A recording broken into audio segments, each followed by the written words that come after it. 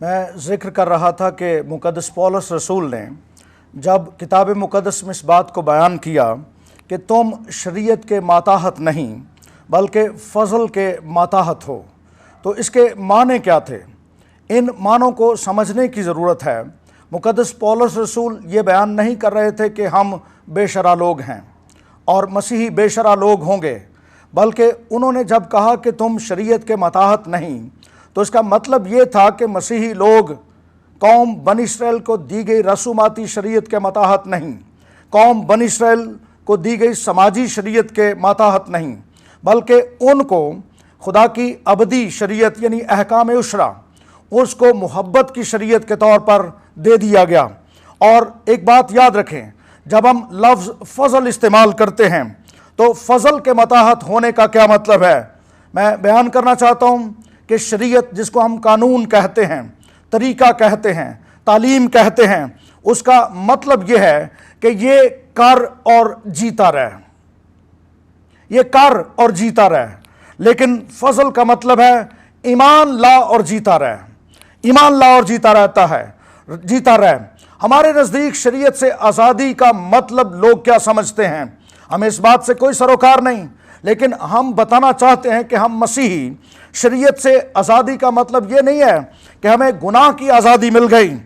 مسیحیت میں شریعت کی آزادی سے مطلب یہ ہے کہ ہمیں مسیح نے رسوماتی شریعت سے آزاد کر دیا ہے، لیکن ہم بے شرع نہیں ہیں، ہم پر محبت کی شریعت لاگو ہوتی ہے۔ موسیٰ کی شریعت میں فرما برداری کا محرک کیا تھا؟ میں بڑی تعلیمی بات کرنا چاہتا ہوں۔ موسیٰ کی شریعت میں فرما برداری کا محرک سزا کا خوف، اور مسیح کی شریعت میں فرما برداری کا محرک خدا کی محبت ہے۔ ہم خدا قدوس کی محبت میں سرشار ہو کر شریعت کی پیروی کرتے ہیں، ہم شریعت کے حکموں کو مانتے ہیں، خدا کے حکموں کی تابعداری کرتے ہیں۔ اور میں ایک اور بات بھی تعلیمی بات کو کھولنا چاہتا ہوں، فضل اور شریعت کا باہمی تعلق کیا ہے؟ فضل اور شریعت کا باہمی تعلق، یاد رہے کہ شریعت خدا کے فضل کو خارج نہیں کرتی، اور نہ ہی فضل خدا کی ابدی اور کامل شریعت کو باطل ٹھہراتا اور منسوخ کرتا ہے۔ یہ دونوں باتیں اپنی جگہ پر موجود ہیں۔ میں پھر اس بیان کو پڑھنا چاہتا ہوں کہ شریعت خدا کے فضل کو خارج نہیں کرتی، اور نہ ہی فضل خدا کی ابدی اور کامل شریعت کو باطل ٹھہراتا اور منسوخ کرتا ہے۔ لیکن ہمارا موقف یہ ہے کہ نجات کا سبب ایمان ہے، نیک اعمال نہیں۔ دنیا دار لوگ اور دنیاوی سوچ رکھنے والے لوگوں کے نزدیک وہ کیا کہتے ہیں؟ نیک اعمال کرو، ایمان کے ساتھ ملا کر آپ کو نجات مل جائے گی۔ اور میں اس کو ایک ریاضی کے فارمولے کے طور پر پڑھنا چاہتا ہوں، نیک اعمال پلس ایمان از ایکول ٹو نجات۔ لیکن مسیحی دین میں ہم یہ سمجھتے ہیں خدا کی ترتیب کیا ہے؟ مسیح پر ایمان، فضل کے وسیلہ سے نجات، اور نیک اعمال پھر وہ کرتے ہیں جن کو نجات مل گئی، جن کو نجات کا مکاشفہ مل گیا، اور پھر ان کے لیے خدا قدوس کے ہاں سے اجر ہے۔ نجات خدا کی غیر مشروط اور مفت بخشش ہے جو مسیح پر ایمان لانے اور اس کے فضل کے وسیلہ سے ہے، نہ کہ ہمارے نیک اعمال پر۔ لیکن ہم نیک اعمال اس لیے کرتے ہیں، ہم نیک اعمال کرنے کے لیے نئے سرے سے پیدا ہوتے ہیں۔ اور سنیے، غور سے سنیے، نیک اعمال ہماری نجات کا نتیجہ ہیں۔ نیکیاں، شریعت پر عمل کرنا، یہ ہماری نجات کا نتیجہ ہیں اور پھل ہیں، جڑ نہیں۔ ہماری نجات کی جڑ خداوند یسوع مسیح کے کفارے پر ایمان لانا ہے۔ اور میں بیان کرنا چاہتا ہوں کہ ایک بہت بڑے خدا کے خادم مارٹن لوتھر نے جب اپنی تعلیمات کی بنیاد رکھی، تو کتاب کا نام بھی میں بتانا چاہتا ہوں، سسٹمیٹک تھیالوجی آف فیتھ کتاب کا نام ہے۔ اور مارٹن لوتھر نے اپنی تعلیمات کی بنیاد 3 باتوں پر رکھی۔ انہوں نے کہا 16 سکرپچر، جس کا مطلب ہے رہنمائی صرف خدا کے کلام سے۔ اور پھر انہوں نے کہا سولا فائڈ، جس کا مطلب ہے خدا تک رسائی صرف ایمان سے۔ اور پھر انہوں نے کہا سولا گریشیا، جس کا مطلب ہے نجات صرف خدا کے فضل سے ملتی ہے۔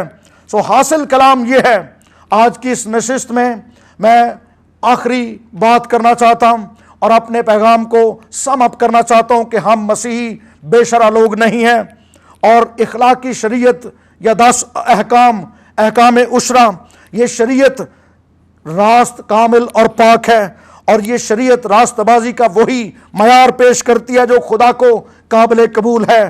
ہم اس شریعت پر عمل کرتے ہیں، ہمارے خداوند نے خود اس شریعت پر عمل کیا، اور مسیح نے ان 10 احکام کو 2 حصوں میں بیان کر دیا، اور انہی 2 حصوں میں حکموں کے دیے جانے کے حقیقی مقصد کی گہرائی کو بیان کیا اور ان کو حقیقی روح میں سمو دیا۔ المسیح نے راست بازی کے حصول کے لیے ان قوانین کے معیار کو سچی، پاک اور لازوال محبت سے مشروط کر دیا۔ اب ہم مسیحی فضل کے دور کے مسیح کی محبت بری شریعت پر گامزن ہیں، ہم اس کی محبت کی شریعت پر عمل کرتے ہیں، اور یہ محبت کی شریعت کا ماخذ موسیٰ کی شریعت میں دیے گئے وہ 10 احکام ہیں جو خدا قدوس نے ابدی شریعت کے طور پر انسانوں کو عطا کر دیے ہیں۔ اس لیے میرے مبارک مسیحا نے اپنی زبان مبارک سے یہ فرمایا تھا، ان ہی 2 حکموں پر توریت اور انبیاء کی کتابوں کا مدار ہے۔ ان تمام بیانات کی روشنی میں ہم یہ کہنے میں حق بجانب ہیں کہ المسیح نے اپنی حیات مبارکہ میں شریعت کو منسوخ نہیں کیا، بلکہ شریعت کے سب سے بڑے تقاضے کو پورا کیا، اور مقدس پولس رسول نے بھی کبھی خدا قدوس کی طرف سے دی گئی شریعت کو رد نہیں کیا، منسوخ نہیں کیا، بلکہ اپنی کتاب میں، اپنے تعلیمات میں، اپنے خطوط میں انہوں نے روح القدس کی تحریک سے یہ تعلیم دی کہ خدا کی اخلاقی شریعت یعنی احکام عشرہ آج بھی مسیحیوں پر لاگو ہوتے ہیں، اور ہم اس شریعت کے ماتحت نہیں ہیں جو رسوماتی اور فار دا ٹائم بینگ قوم بنی اسرائیل کو دی گئی تھی۔ اور میں یہ بھی بیان کرنا چاہتا ہوں کہ ہم شریعت کو ایمان سے باطل نہیں کرتے، بلکہ ہم شریعت کو قائم کرتے ہیں اور مسیحی صاحب شریعت ہیں۔ گاڈ بلیس یو، خداوند آپ کو برکت دے۔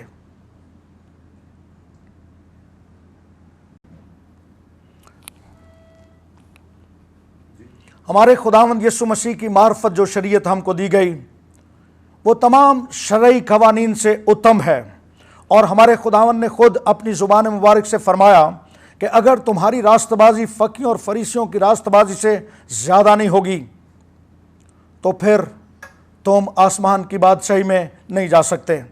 میں بیان کرنا چاہتا ہوں کہ محبت کی شریعت کا جس کا ذکر میں نے اپنے اس کتاب میں کیا ہے، محبت کی شریعت وہ شریعت ہے جو خدا چاہتا ہے کہ انسان اس شریعت پر عمل کریں، اور انسانی تاریخ کے 3 ادوار میں جو میں نے آخری شریعت بیان کی، مسیح کی شریعت، محبت کی شریعت، یہ وہ بادشاہی کی شریعت ہے جو ہمارا خداوند انسانوں کو دینا چاہتا ہے، اور اپنی اس بادشاہی میں شریک کرنا چاہتا ہے جہاں پر ہم عبدالآباد اس کے ساتھ رہیں گے۔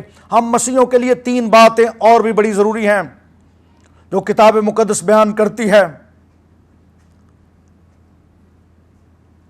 پہلی بات، گناہ کے غلام نہ بنو، گناہ کے غلام نہ بنو۔ دوسری بات، آدمیوں کے غلام نہ بنو، ہم آدمیوں کے غلام نہیں بنتے۔ اور تیسری بات، شریعت کے غلام نہ بنو۔ جب یہ کہا گیا کہ شریعت کے غلام نہ بنو تو اس کا مطلب یہ تھا کہ رسوماتی شریعت کے غلام نہ بنو، اور وہ تمام قوانین جو سماج میں زندگی گزارنے کے لیے صرف قوم بنی اسرائیل کو دیے گئے تھے، ہمیں ان کی غلامی نہیں کرنی، لیکن خدا کی ابدی، پاک اور راست شریعت یعنی احکام عشرہ ہم پر لاگو اور واجب ہیں۔ خداوند آپ کو برکت دے۔